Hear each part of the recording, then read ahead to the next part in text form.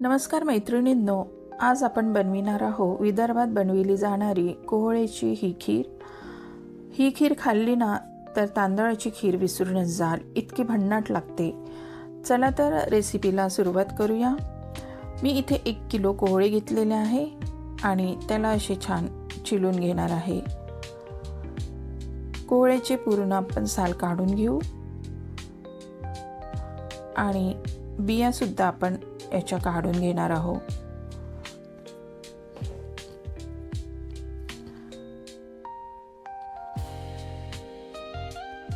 ह्या बिया पण आपल्याला काढून घ्यायच्या आहे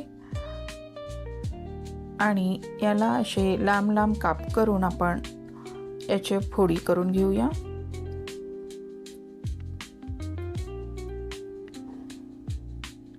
संपूर्ण कोहळ्याची आपल्याला असे बारीक बारीक फोडी करून घ्यायचे आहे.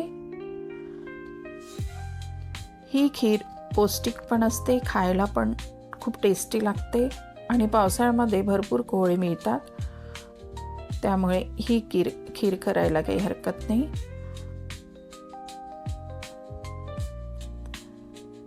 पूर्ण कोहळे मी असे छान कापून घेतलेले आहे.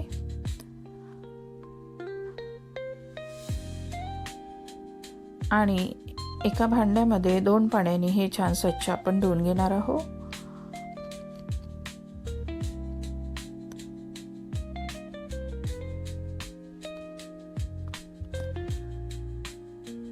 हे धुवून झाले की कुकरमध्ये आपण थोडे पाणी घालूया. 1 किलो कोहळ्याला मी 1 वाटी पाणी घालणार आहे आणि 3 शिट्यांमध्ये छान याला शिजवून घेणार आहोत.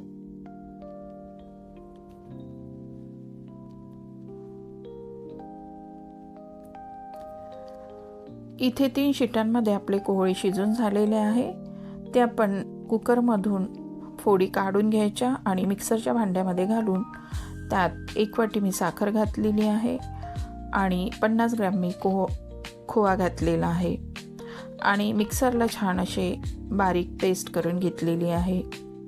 नंतर एका भांड्यामध्ये आपण ही पेस्ट घालणार आहोत आणि मीडियम फ्लेमला याला आपण उकळून घेणार आहोत.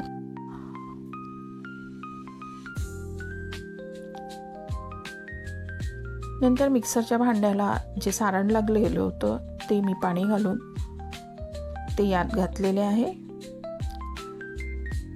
आणि याला आपण छान असे उकळून घेणार आहोत.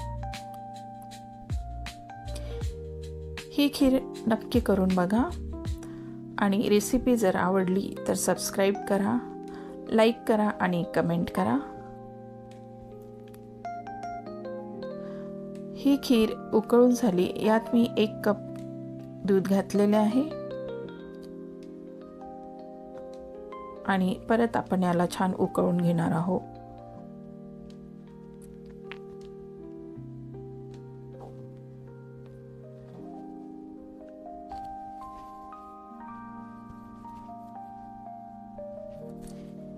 खीर उकळल्यानंतरच आपण दूध घालणार आहोत, नाहीतर फुटते. दूध घातल्यानंतर परत आपण याला उकळून घेतलेले आहे. ही आपल्याला आधी पातळ वाटते, नंतर थंड झाले की छान घट्ट येते. यात मी किंचित मीठ घातलेले आहे. मिठाने गोड पदार्थांची चव वाढते आणि चवीला पण छान लागते. नंतर यात मी वेलची पूड घालणार आहे आणि मिक्स करून घेणार आहे.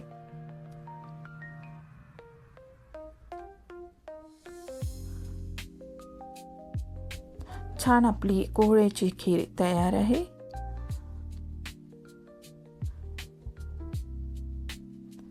यात मी थोडा नारळाचा कीस घातलेला आहे आणि बदाम घातलेली आहे. आपण आपल्याला आवडीप्रमाणे यात ड्रायफ्रूट सुद्धा घालू शकतो. काजू, बदाम, पिस्ता पण आपण कापून घालू शकतो.